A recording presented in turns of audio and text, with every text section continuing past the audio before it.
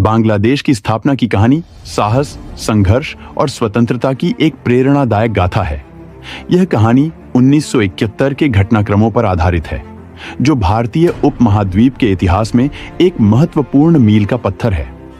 1947 में भारत के विभाजन के साथ ही पाकिस्तान का गठन हुआ, जिसमें पूर्वी पाकिस्तान, वर्तमान बांग्लादेश, और पश्चिमी पाकिस्तान, वर्तमान पाकिस्तान शामिल थे।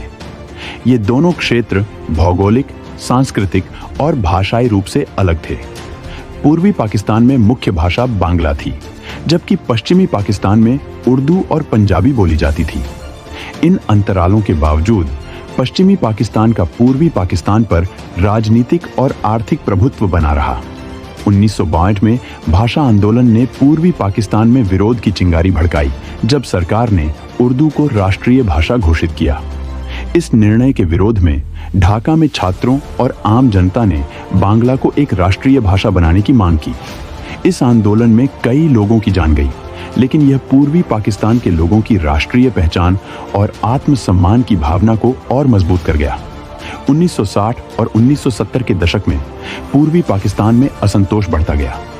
आर्थिक शोषण, राजनीतिक वर्चस्व और प्राकृतिक आपदाओं जैसे 1970 का भयानक चक्रवात के बाद पश्चिमी पाकिस्तान की उदासीनता ने हालात को और बिगाड़ दिया।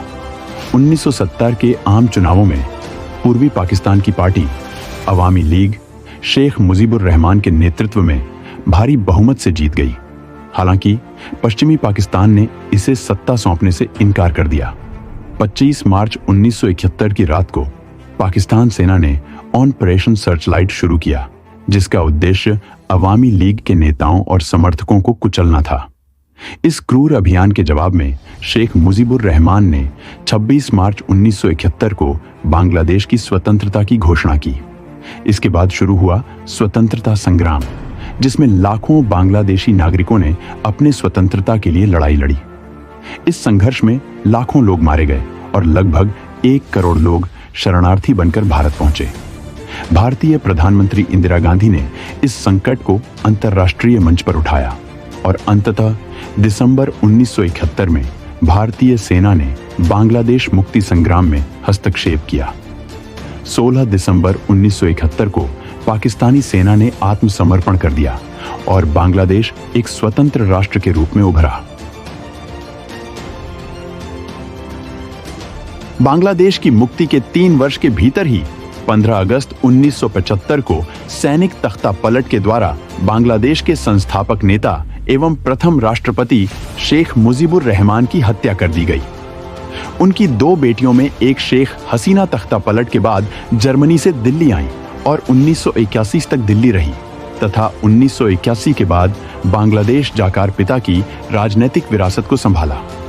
अब समझते हैं आखिर क्या है वो मुद्दा जिसकी वजह से जल उठा बांग्लादेश। दरअसल 1971 के मुक्ति संग्राम के बाद से बांग्लादेश ने पाकिस्तान से देश को आजाद कराने के आंदोलन में भाग लेने वाले लोगों के वंशजों को सिविल सेवा और सार्वजनिक क्षेत्र की नौकरियों में 30% कोटा दिया है। कोटा प्रणाली की शुरुआत 1972 में हसीना के पिता प्रधानमंत्री शेख मुजीबुर रहमान ने की थी। हालांकि अक्टूबर 2018 में हसीना ने छात्रों द्वारा बड़े पैमाने पर विरोध प्रदर्शनों के बीच सभी आरक्षणों को समाप्त करने पर सहमति व्यक्त की। इस साल जून में उच्च न्यायालय ने उस फैसले को रद्द कर दिया। 1971 के फ्रीडम फाइटर्स के परिजनों की याचिका पर कोर्ट ने कोटा को बहाल कर दिया। कोर्ट के आदेश के बाद 26% सरकारी नौकरियां विशिष्ट समूहों के लिए आरक्षित कर दी गईं।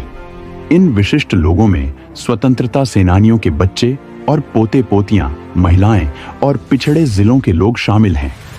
इन्हीं वजहों ने बांग्लादेश में विरोध प्रदर्शनों को जन्म दिया, जिसमें छात्रों ने पूछा कि स्वतंत्रता सेनानियों की तीसरी पीढ़ी को लाभ क्यों दिया जा रहा है। इसके अलावा पूरी तरह से योग्यता के आधार पर भर्ती की मांग की। बांग्लादेश में सरकार विरोधी प्रदर्शनों के दौरान हिंसा में करीब 100 से अधिक लोग मारे गए हैं और हजारों लोग घायल हुए हैं। अगर आपको हमारा काम पसंद आया हो तो सब्सक्राइब करना ना भूलें।